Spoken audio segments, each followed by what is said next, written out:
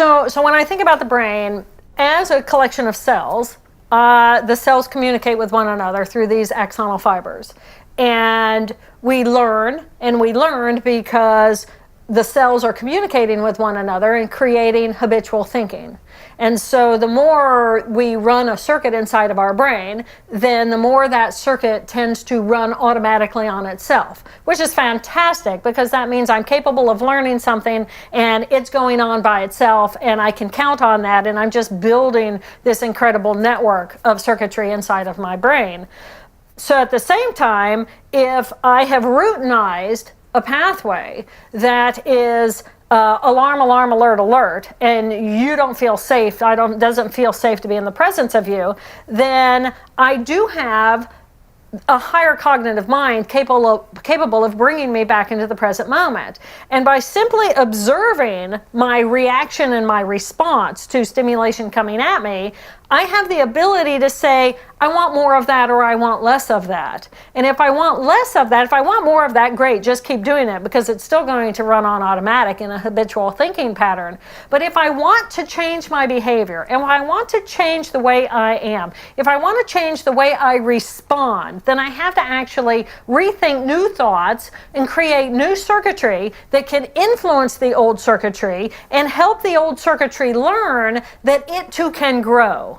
And we get in trouble when we stop allowing our brain circuits to grow, because then we just routinize our thinking, we become rigid, we become very black and white in our thinking, and this is how I'm going to routinize for the rest of my life. And the best way, even as an aging process, to keep your brain active and alive is to engage in new kinds of behaviors, travel to new places, learn and watch, and try to learn new languages, try to communicate with someone who doesn't look like you or doesn't act like you.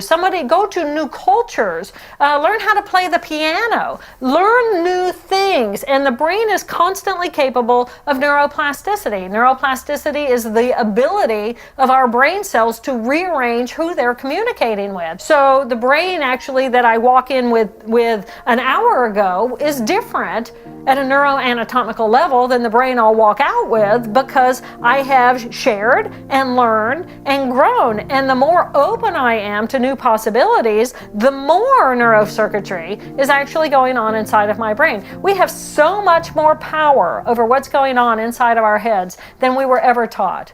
And it's simply because we are now at a time in our society where we're realizing neurogenesis. We do grow some new neurons, especially in the case of trauma. We do have neuroplasticity where brain cells are communicating and changing the network of who they're communicating with. And because of mindfulness now, we can consciously choose to think thoughts that are going to create those new highways of information, and we can shift circuitry that we have had into something new. And it's happening all the time. And it's nice that we can actually have some say about what's going on, because we're learning and creating new grooves all the time. But to actually consciously pay attention to how you think, what you're thinking, how constructive is what you're thinking, your thinking patterns, and what is it actually bringing to society and to humanity. And we have the choice, moment by moment. Do I want to be in my more open, expansive, loving curiosity, or do I want to be in more of my fear-based, constricted, detail-based, potentially hostile prejudice? It's a choice.